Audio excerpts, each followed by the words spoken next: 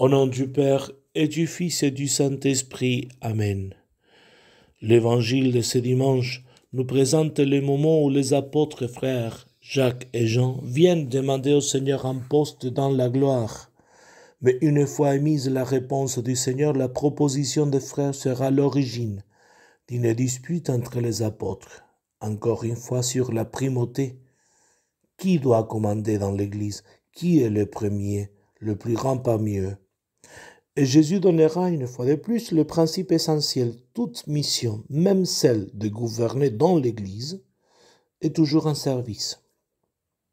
Vérité qu'il va très bien représenter lors de la dernière scène, avec le lavement des pieds. Vous m'appelez Maître et Seigneur et vous avez raison, car vraiment je le suis. Si donc moi, le Seigneur et le Maître, je vous ai lavé les pieds, vous aussi vous devez laver les pieds les uns aux autres. Dans sa réponse dans l'évangile d'aujourd'hui, Jésus utilise le terme esclave, doulos en grec. Celui qui veut être parmi vous le premier sera l'esclave de tous. Et Jésus est en train de s'adresser à tous les disciples, sans distinction.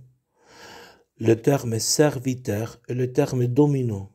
Il est utilisé 3 fois dans les annonces de sa passion, chaque fois que le Seigneur annonce la passion. Sa passion se présente comme serviteur. Et c'est pour désigner la mission du Fils de l'homme.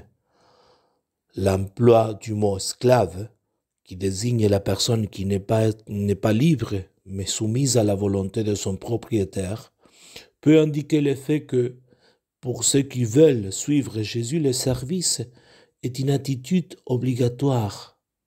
Le service, de manière nécessaire et inévitable, fait partie de la suite de ce Fils de l'homme qui est venu, que Dieu a envoyé pour servir.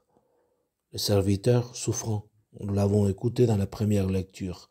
Celui qui veut suivre Jésus, être en communion profonde avec lui, doit servir.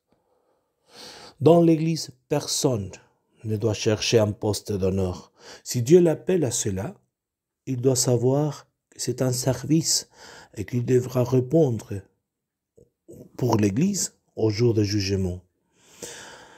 Alors Jésus nous demande à tous de devenir serviteurs, de grandir dans l'humilité, qui est la meilleure manière de l'imiter.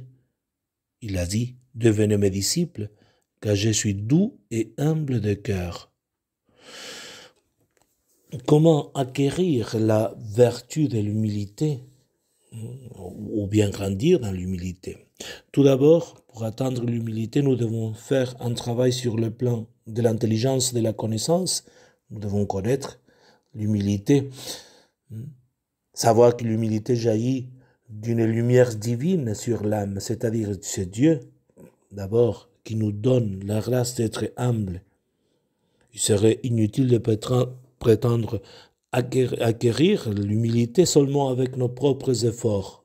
Il faut demander la grâce, il faut demander la vertu et travailler pour grandir ou l'acquérir plutôt.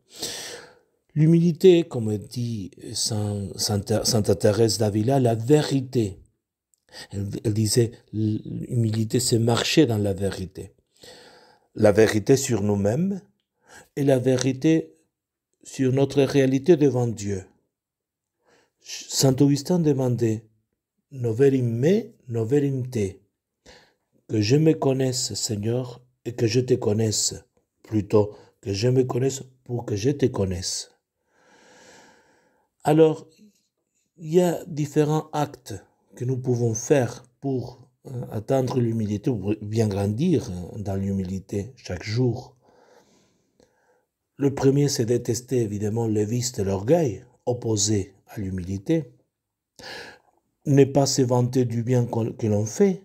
Il est vrai que Dieu nous utilise souvent pour faire un grand bien, une bonne chose dans la vie. Mais c'est lui qui le fait. L'apôtre Saint Paul dit, par la grâce de Dieu, je suis ce que je suis. Se méfier de soi-même.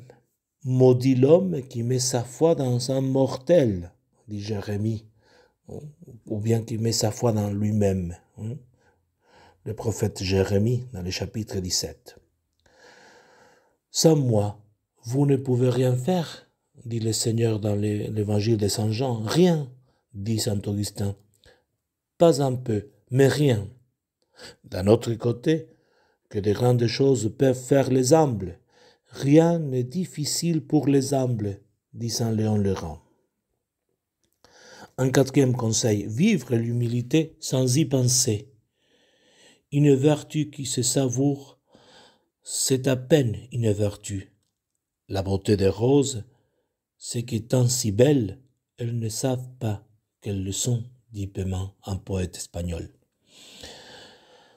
Pratiquer l'humilité en parole, en acte et en geste, saint Thomas d'Aquin dit que les actes extérieurs naissent de la disposition intérieure à l'humilité qui s'exprime dans les paroles, les actes et les gestes.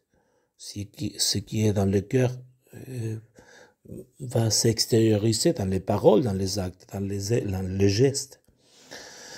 Sixième, accepter les humiliations et même les chercher, le rechercher. L'humiliation, dit saint Bernard lui-même, est le chemin de l'humilité. Et il exhorte, si vous voulez l'humilité, ne vous éloignez pas du chemin de l'humiliation.